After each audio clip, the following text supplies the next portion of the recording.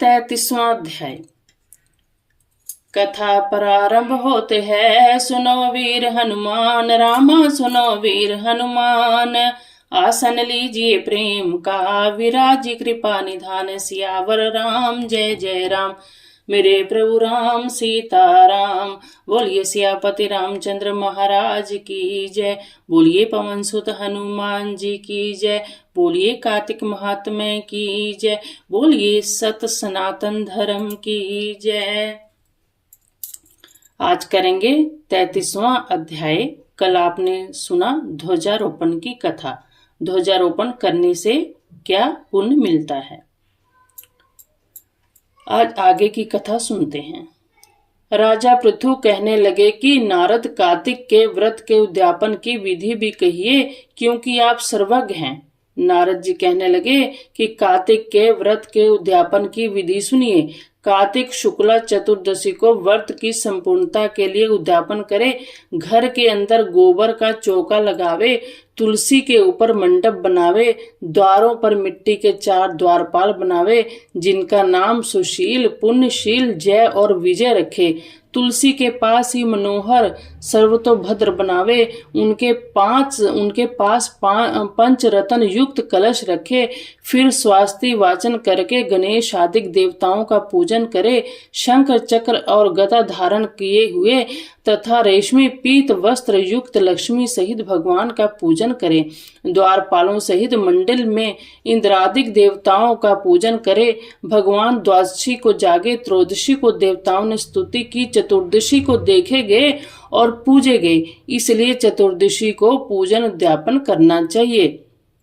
सोने की भगवान की मूर्ति बना षोडशोपचार विधि से भगवान की पूजा करे। फिर शैया दान करे। सफेद वस्त्र, तकिया, दुपट्टा, खड़ाऊं, छत्र, दीप, शीशा, कुमकुम, लौंग, इलायची, गोरचन, कस्तूरी, बिंदी, सुगंधित पान, बीड़ा, माला, मिष्टान, अंगूठी,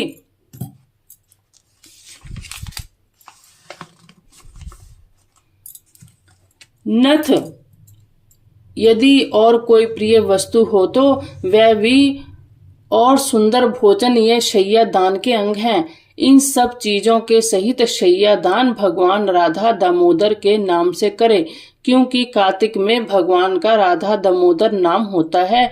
साथ ही यह प्रार्थना की कि जैसे भगवान लक्ष्मी नारायण की शैया सूनी नहीं रहती, वैसे ही मेरी शैया भी सूनी ना रहे।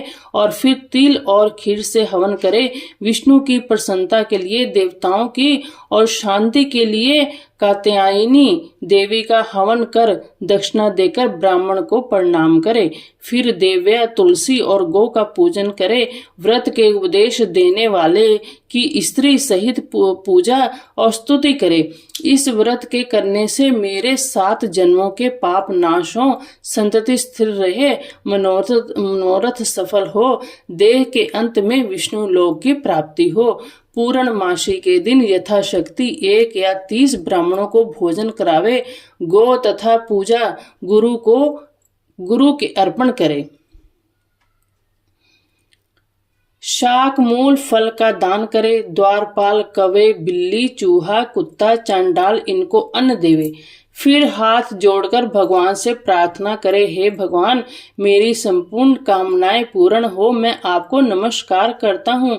इस प्रकार प्रार्थना करके भगवान लक्ष्मीपति को अर्घ्य देवे और कहे कि हे देवेश, लक्ष्मी सहित अर्घ्य ग्रहण करो।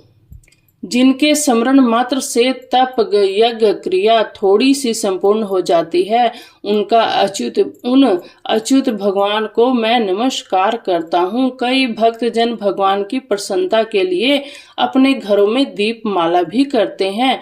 ब्राह्मणों को खीर आदि का भोजन कराकर दक्षिणा देवे। फिर मित्रों तथा बांधुओं युक्त आप भी भोजन करे। नारद जी कहते हैं कि जो कोई इस व्रत को और इसके उद्यापन को इस विधि से करता है, उसको विष्णु लोक प्राप्त होता है।